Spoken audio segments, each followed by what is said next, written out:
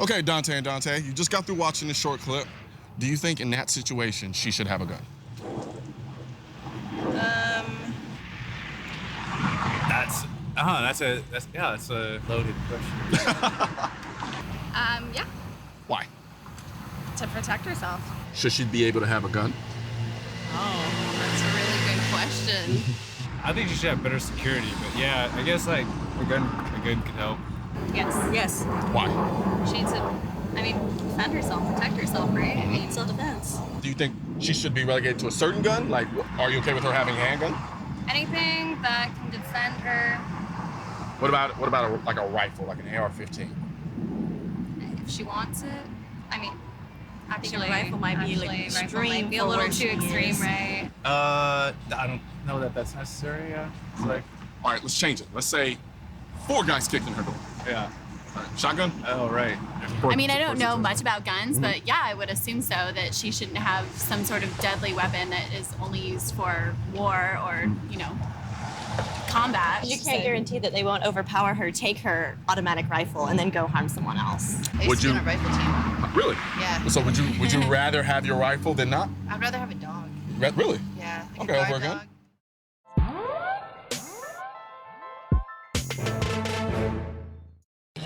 Take a guess at how many of these people have ever stared death in the face. Yeah, I'm thinking the same thing. If you go and buy a gun for self-protection, it's because you've either taken the time to imagine yourself in some very uncomfortable situations, or you were lucky enough to survive one. Guns make you confront your own mortality, something no one in my generation wants to do. They'd rather live in their own make-believe imaginary world where bad things only happen to other people than take the necessary precautions to be ready to confront danger whenever it decides to appear. Which is fine with me, really.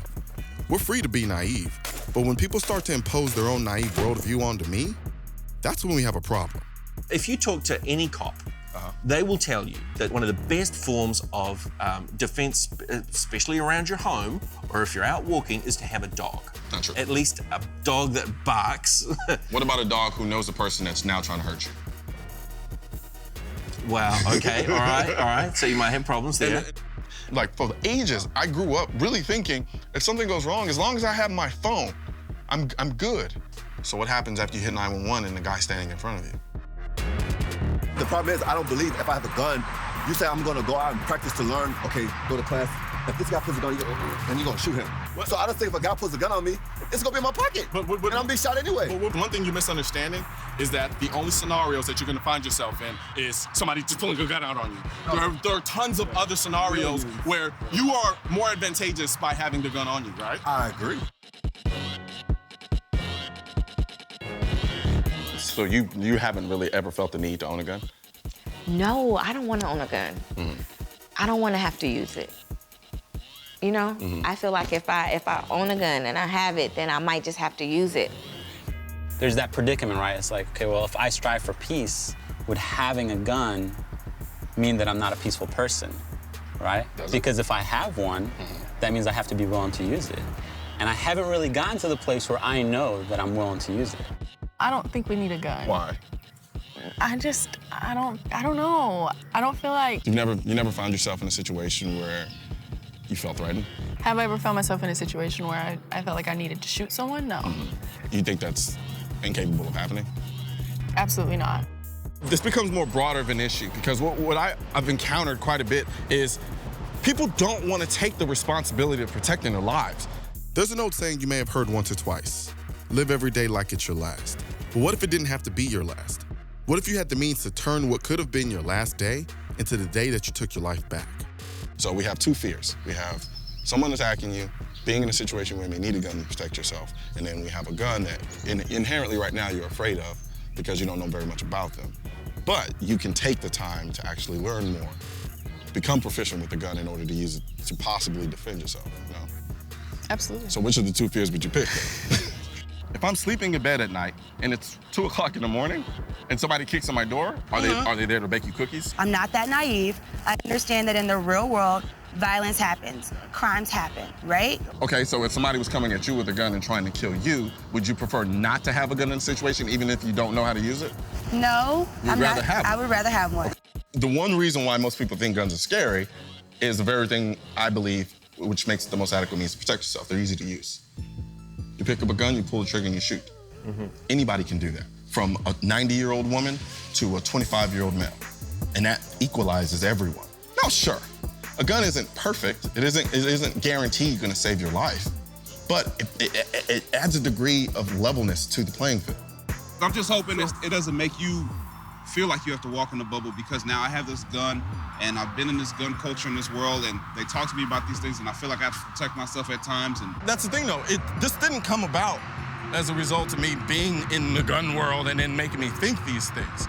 We've all encountered situations where we've been kind of scared about what the next situation may bring, but my gun is not a guarantee. Don't confuse the idea that me carrying a gun thinks that no matter what happens, I'm gonna be able to take care of it. The thing about it is I'd rather have it and never have to need it than to need it in a situation where it would help me and not have it. LAPD response time is X amount. Let's give them the benefit of the doubt. 30 minutes. If something comes through that door or that window breaks in the middle of the night, are you gonna rest all of your faith on that LAPD response time? I might be a small statistic, but I'm still a statistic and I don't want to die. We want to create more laws for the minority, the very small minority of people who do bad things with guns. And then they say it's for the greater good. It's to make us all safe. Well, let me tell you something. I'm not safe when someone's standing in my house wanting to kill me. At that moment, I don't care about the 90%, because right now I'm that 1% that's about to die. So give me what I need in order to defend that 1% moment that I have. If somebody comes in and attacks you barehanded, you just gonna pull out a gun and pop them. You're asking the question under the assumption that just because I have a gun, I'm always going to that gun in every situation. That's not what happens. What happens is I have a gun in the event that it gets to the point where I need to protect myself, then that's what happens. Okay, let me finish. No. So we're saying that there's some room for ambiguity, right? In terms of what? In terms of whether the gun is the best way to protect yourself. Is the gun the only way to protect yourself in every single situation? That's the point that I'm getting at. It's not. You're asking the question. If the person comes to my door and jiggles the lock and I answer the door, I'm like, what are you doing? And it's like, oh, sorry, wrong apartment. I'm not gonna shoot them. Okay. I'm gonna say, you have the wrong apartment, go to a different apartment. We gotta be careful when we look at what we think is really happening versus what's actually happening. Right. Because I was the same way. And I started looking into it, just like the way, like you went out of your way to independently learn and figure things out on your own. I did the same thing when it came to guns, because I was conflicted. But then when you start to read and research and then kind of investigate a little bit further, you start to understand the distinctions between reality and perception. And then once that happens, the light bulbs kind of click on, and it's like, okay, I'm responsible, I'm a law-abiding, I'm not perfect, but I generally do what I'm supposed to do. Right. Me having a gun, I'm no threat to anyone. I just want to live my life. And I don't want to be forced to have to lose that life prematurely because somebody wants to commit a crime and take that life from me. It all comes down to this. We as humans have the right to protect ourselves. And we don't take that lightly. We can't, because it's a matter of life and death. Cops cannot be everywhere. If you look at our jails and our prisons, where do you think those inmates come from? Your neighborhood.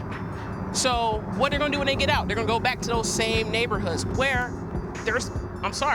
cops gonna be 15, 20 minutes out. You have to be your first responder. You have to actually take responsibility in protecting your life. And the only way to do that is by training, going out there seeking that knowledge. So I have a natural right to defend myself as a person. Am I not correct? Am I not correct? You have the right to defend yourself. No, I have the natural right The natural to right to defend yourself. It wasn't given to me. I own it. And no one can take it. I inherently own it. You inherently own a right to protect it's yourself. not a privilege, It's right? not a privilege. So because it's not a privilege, you don't then have the privilege to tell me that I can't own it. I don't need a document to tell me that. All that document does is reminds me, hey, guess what? You have this right. Because from a common sense standpoint, I have the right to defend myself however I choose to defend myself. At the risk of sounding like a street corner evangelist, this freedom will only continue as long as we're willing to speak out for it. I'm so sick of hearing about the so-called national conversation we're supposed to be having. It's time we had a local conversation.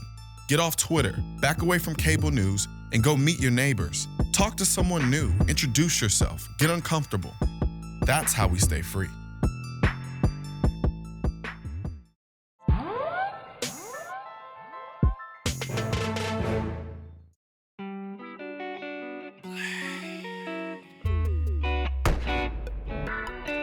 There's a reason guns are the self-defense tool of choice for most Americans.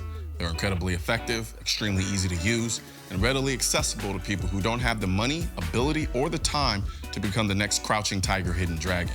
You don't have to be a sharpshooter to defend yourself with a gun. Whether you're a 25-year-old Olympic athlete or 65-year-old retiree, a gun puts you in the best position to defend yourself against a majority of attacks. However, that's not to say that carrying a gun doesn't come with a great responsibility. The day I got my license to concealed carry, my perspective on life changed. Every day from that point on, I would walk out of my house with something that could save my life and potentially take another. And that was serious to me. At the same time, I didn't just want to carry a gun and be able to shoot it in a self-defense situation. I wanted to be proficient with it. I spent hours researching bullet caliber, holsters, and gun choice. I finally settled on a Glock 19 RTF2 chambered in 9mm. I had the tools, but I still lacked the shooting proficiency. That's when I learned about the International Defensive Pistol Association, or IDPA. IDPA conducts shooting competitions which mimic real-life self-defense scenarios. I found a local match and started an IDPA Diaries shooting series on my YouTube channel. After 4 matches, I concluded I wasn't very good. I was more than good enough to deal with the typical self-defense situation, but I was nowhere near black belt shooting status. So now, here we are. My Glock 19 has had a bit of plastic surgery, courtesy of Colion Arms International. And though I stopped shooting IDPA matches, I definitely haven't stopped shooting. At this point, I can't help but wonder how much improving have I done between the first IDPA match and now. Am I in a better position to protect myself with my gun, or have my shooting skills somehow deteriorated over time? I decided to find out and put myself through the same course as my IDPA courses years ago and see how I do.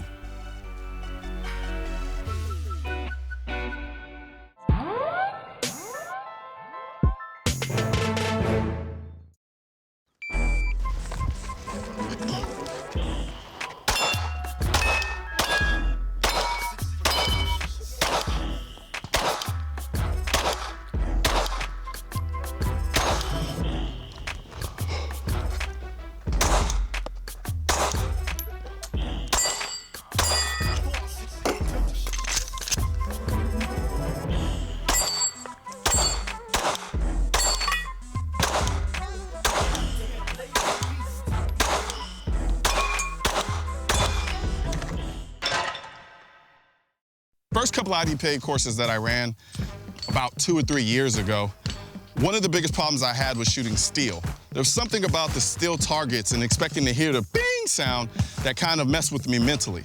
And once I started missing, I definitely started running into problems after that. I will say that over time, I've become more accustomed to shooting steel and I've gotten more comfortable with it. Now, do I feel like I'm in a better position to protect myself with a gun at this point?